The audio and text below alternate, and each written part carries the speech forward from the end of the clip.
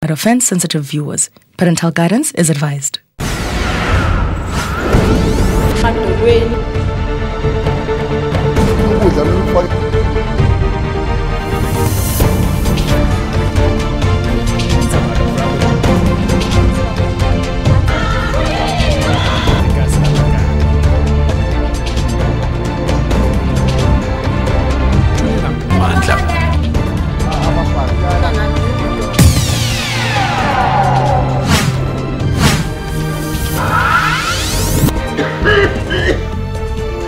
Tonight on Cutting Edge,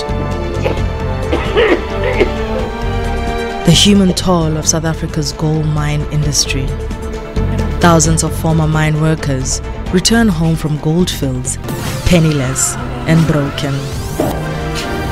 Sick with an incurable lung disease, the former miners made history last year. A landmark High Court decision certifies South Africa's first ever class action, paving the way for sick former gold mine workers to sue 32 mining companies representing the entire gold mine industry as a group for compensation. If you start thinking about all the miners that worked on gold mines from 1965 up to now, we're talking about thousands of miners.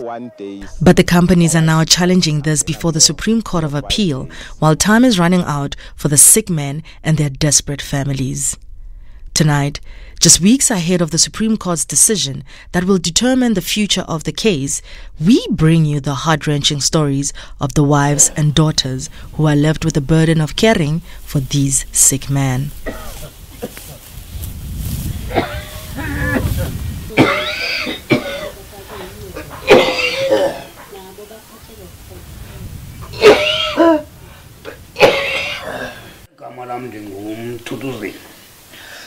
Livingstone now.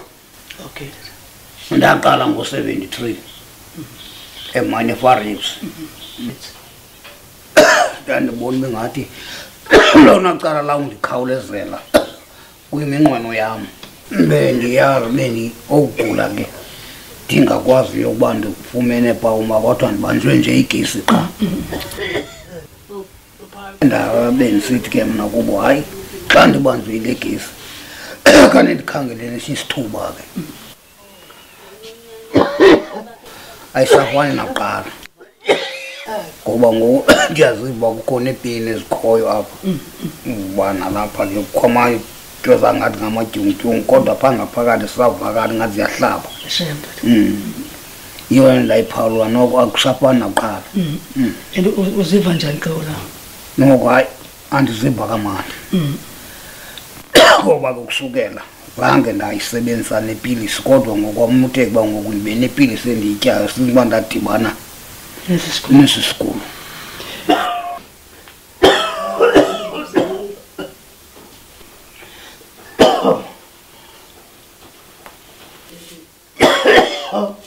Impilo yam nomtshato wam uhlukumezeke kakhulu since utata wabuye emigodini. Ekubeni ba utata umkaphe sengumuntu omtsha engabikho ahlaba. Ubuya kwakhe ngoku emigodini ulento nimbone yiyo anganakwazi uzenzela nto. The Ngcaba family lives in a small village on the outskirts of King Williamstown in the Eastern Cape.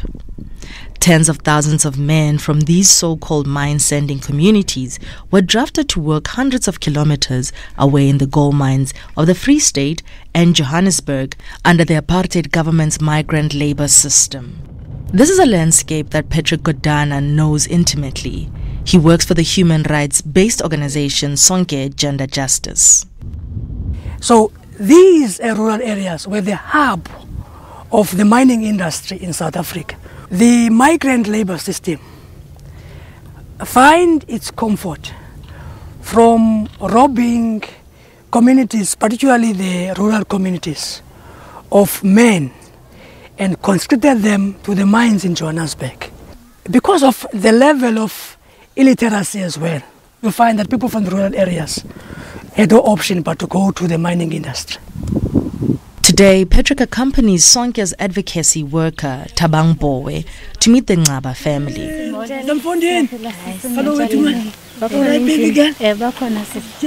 Mtutuzeli Ngaba could be one of the thousands of sick former mine workers to receive compensation if South Africa's first president certain class suit action against all countries' gold mine companies proceeds. We applied to be friends of the court so as to present the expert evidence on the gendered impact of silicosis. Because when these men are finally finished by the mines, sent back home, they are sent back home to wait for their death. And who's going to take care of them? Are women and girls.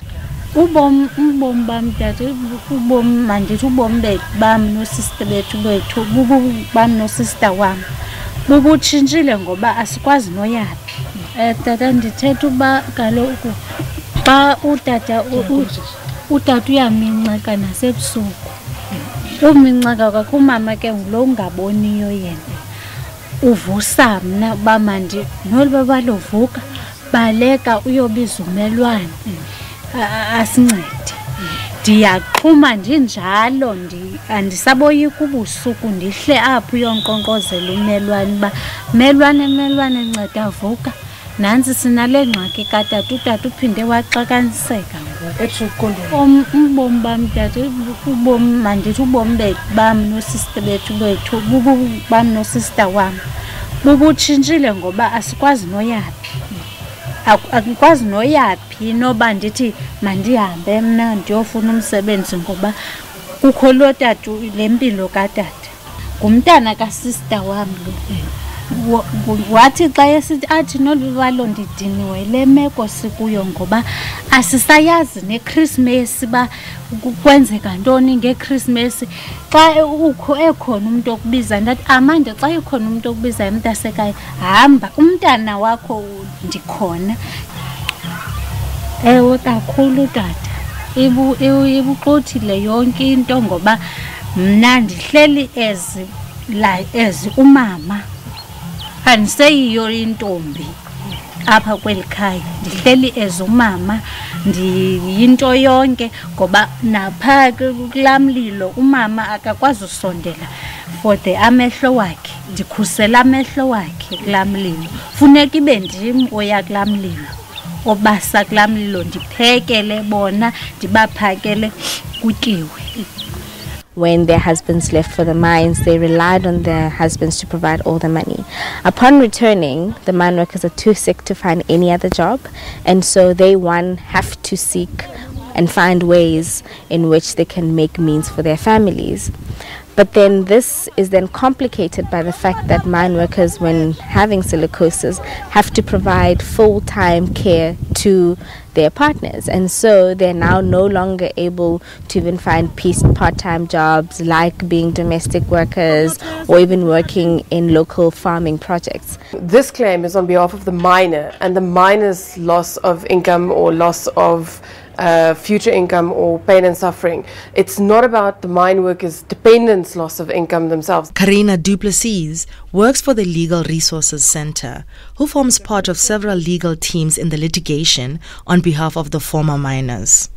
An important and trailblazing component of this litigation has been the issue of transmissibility of damages. In South African law, there's this moment during the process of suing someone which is called litis contestatio. If you die after litis contestatio, then you get your full amount of damages, including pain and suffering.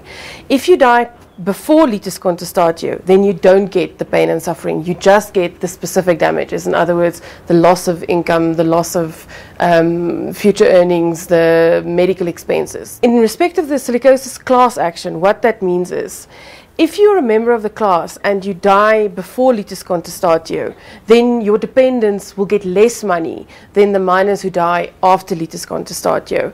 And we're saying that is fundamentally offensive and against their rights to get damages from the mines. In our law, it's if the person who's directly affected passes away before a certain stage in the trial, the the claim dies with them. And so we are advocating for transmissibility of damages, which means that the claim would move from the deceased mine worker to their family. And we are saying that this is an indirect way of recognizing the family's own right to compensation.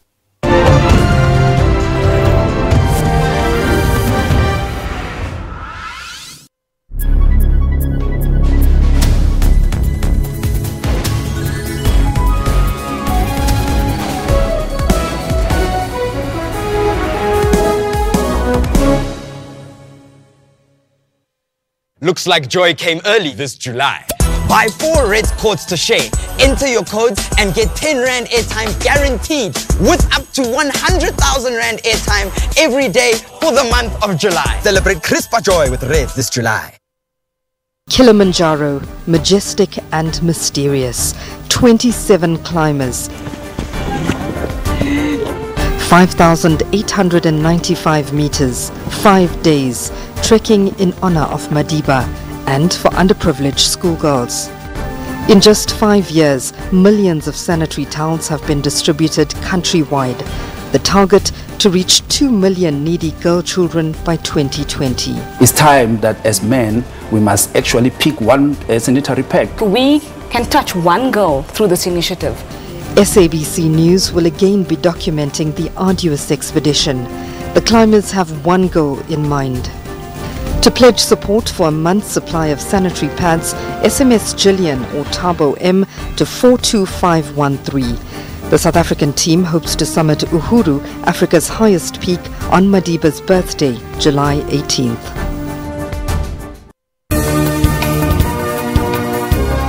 Take your evening well informed with Primetime News. Thanks for tuning in. You're watching SABC News Prime. The burning land reform issue was also a point of discussion on the first day. If you do not have a skills revolution, you will run into the kind of problems that we're having at the moment. We have funded about 466,000 students, out of about 800,000 students that are in the university system. South Africa says insufficient electricity and water remains one of the biggest barriers to development and prosperity on the continent. The top 4 batsmen in the squad, Hashim Amla, Quinton de Kock, Faf du Plessis and AB de Villiers, are certainties in the starting lineup. I really believe we cover all bases when it comes to spin bowling, seam bowling, proper pace bowling, and an amazing batting lineup. Stay tuned every Monday to Sunday from 6 p.m.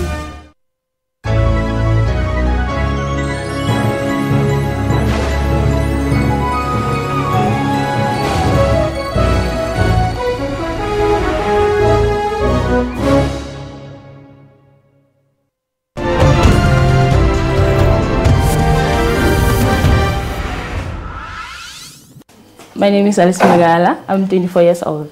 The name of my late father is Abel Antonio Magala. He was part of the Harmony gold mines during the years of 1958 till 1997. He passed away on 2014 on 5 November. He got sick while he was still working in the mines. I never knew him as a healthy father, like any fathers that work on the street.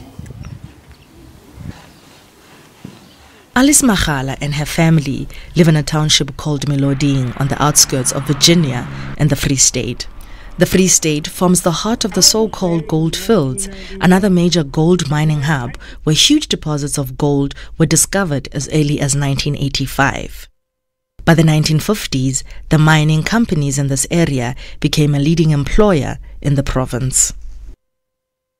We knew he got sick at the mines because his cough, there were no doctors or any hospital that could heal him. He would go at the hospital day and night. He would spend nights at hospitals. He would spend days wanting to go to the doctor, cough all night. My mom will cry for him, because we will see that this person is dying, but we will be helpless. Alice and her younger sister both had promising futures after getting good marks in matric, but the sisters never managed to finish their tertiary studies and are both now unemployed. I was at Welcome College doing business management because I wanted to open one of my business one day. That was my dream, to be someone.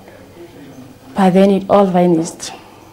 In many African cultures, the women and young girls are vested with the obligation of caring for those who are sick in the family.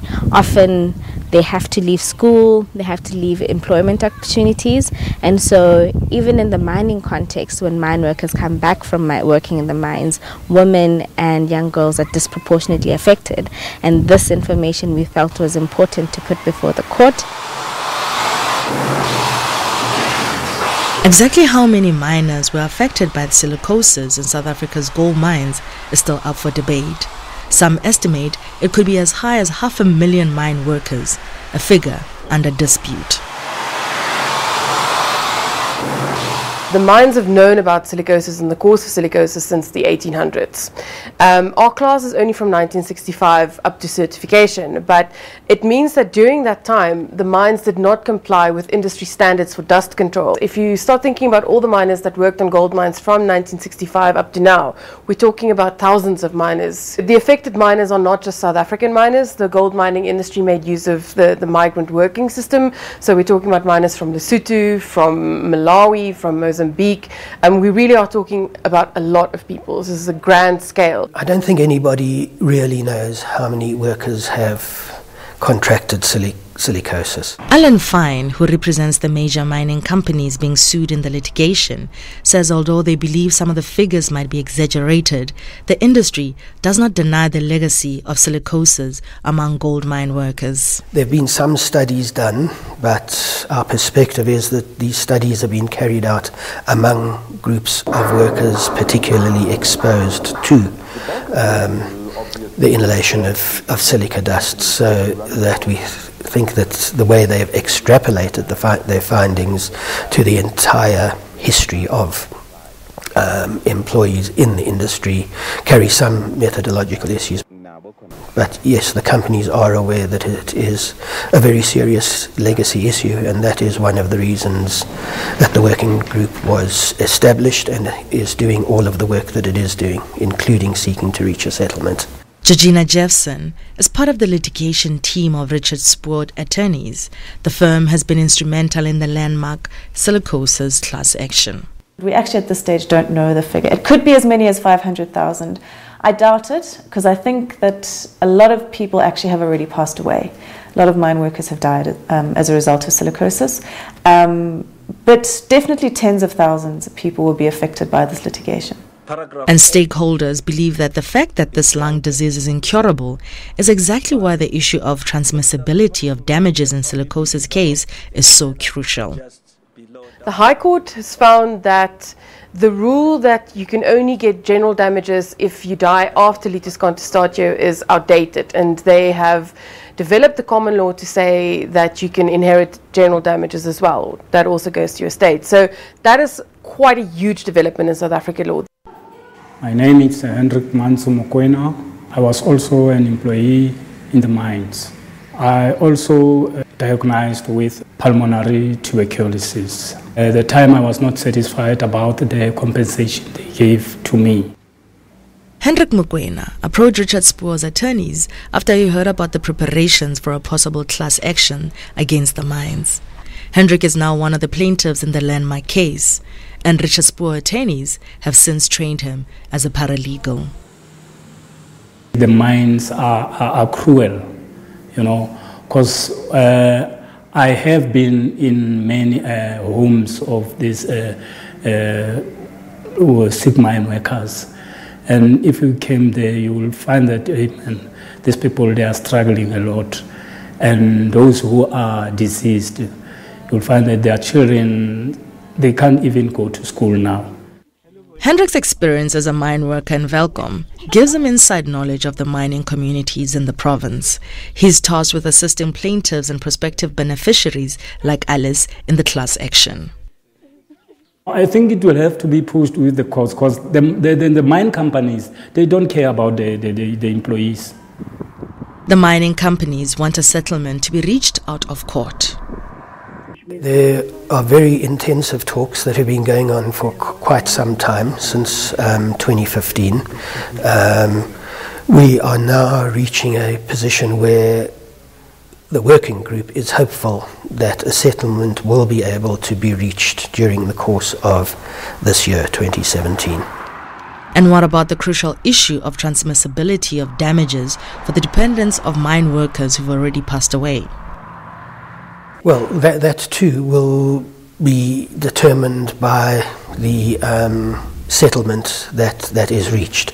Obviously, the talks are going on the basis of confidentiality, so we can't talk too much about that. For affected families, the legal wrangling seems like a ploy to buy time.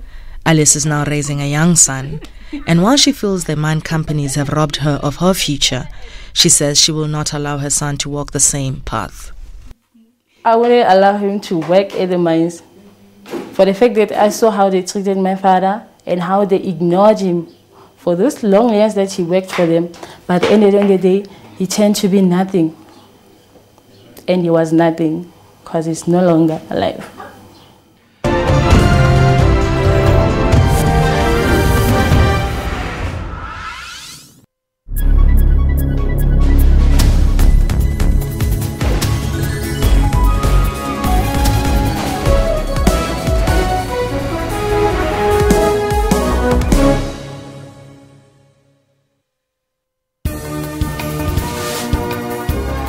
Well, a very good morning and welcome to AM News Live at 10:00 hours across all Central Africa regions.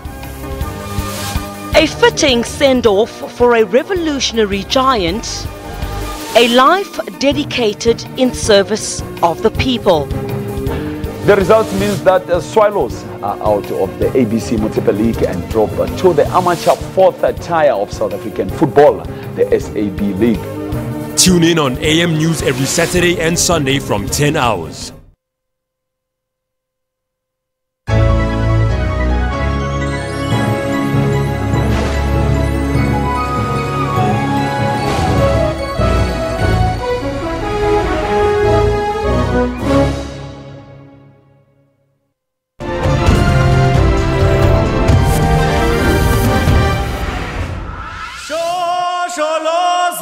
Many former mine workers from the 50s through to the 90s, who formed the bulk of the migrant labor force in gold mining regions like Johannesburg and the Free State, have since returned home to these rural areas in the Eastern Cape.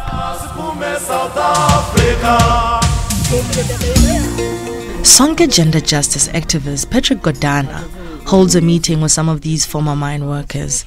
None have heard about the groundbreaking silicosis class action hundreds of kilometers away in Johannesburg, or the significance judgment around the case in coming weeks by the Supreme Court of Appeal in Bloemfontein. So the High Court of Gauteng, judge.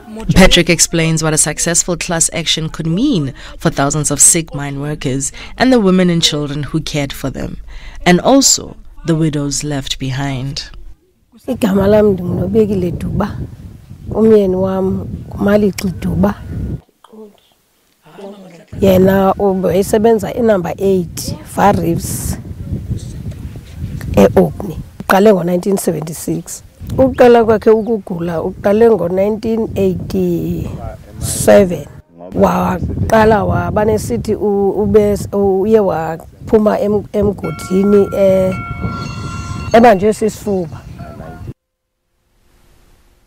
Ndafikelwa ifoni esithi hey andikwazi uphuma apha eBhafini. Ngoku mandikhe ndinyuke ke ndiye ndiyomkroba. Xa ndifika phaya ndiyafika funeke ndimvasa akakwazi uphuma eBhafini. The couple had to return here to their village in the Eastern Cape. They sold their livestock and spent their last money on doctors' consultations. Nesisifuba singanyangeki qha ndike ngoku imiphunga le yakhe itwinekile kusenowuthini. Masihambe siye ulinde ekhayeni oyilanga lakhe lokufa. Kwakubi ke ngoku saphuma singayazi bangoku saphinda sajika sabuza kulo gqirha basithini wathi lo gqirha yanakwenza ngakumbi andakuzukwenza neleta andizukwenza nantoni for uba aye esibhedlele ngoba akho nto ndizawuyenza mna. All the legal teams are really and have been hoping for a settlement because we recognize that for each day that there isn't a settlement, it means more and more families are living in the type of poverty that we've seen. And so we are really hoping for a settlement so that this process is fast and you can alleviate some of the harms that are continuing. And on the other hand, it's because this is one of the biggest class actions of its kind, it has huge potential to set precedents for other cases and to other companies and private sectors that are doing these kind of violations. And so the potential of having a really good judgment that can affect other cases is also equally important. Nobegile Dube could possibly become one of thousands of widows of deceased mine workers who died of silicosis to benefit if a trust is set up. She shows us her empty fridge. With no money for food, she says she's contemplating selling it, her last valuable asset. She says the family has raised such dire circumstances that a financial settlement with mine companies has become their last hope. Not far from Nobegile Dube's home lives her neighbors, the Jamelas.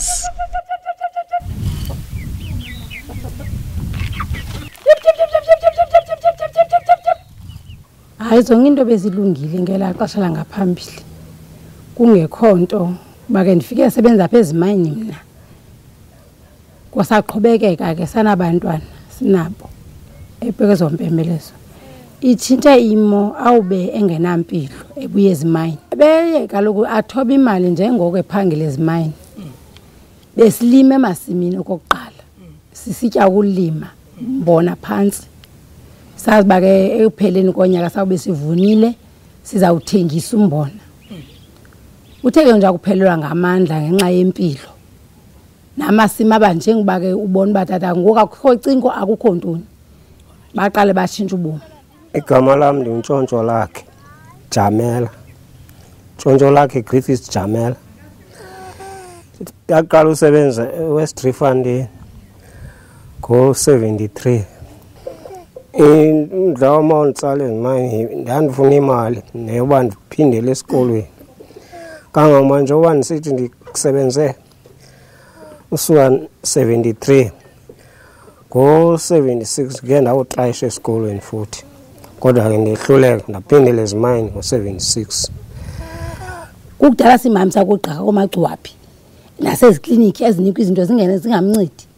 Kulaa gqirha usemthatha wazawuthi yena unesilicosis and then uyibubomi bakhe. Wonke umbilini kuyuphelile. Sangafumane nanto. Wabuyiswa nje qha. Kwawuzabuye kwelaliswe. Ndayomthatha ngokwami. Sehlala emikhukhwini. Uzabe lapha wayothathwa ndima. Workers who contract silicosis are compensated through an existing statutory system which has been operating for many, many decades.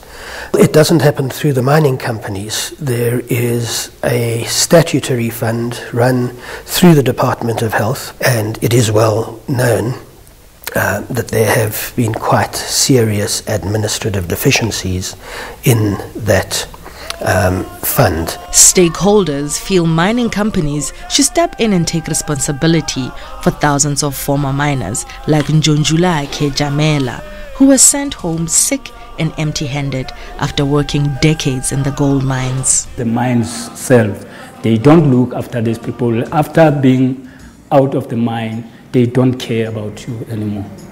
And some of them who are sick, they are not even paid until now.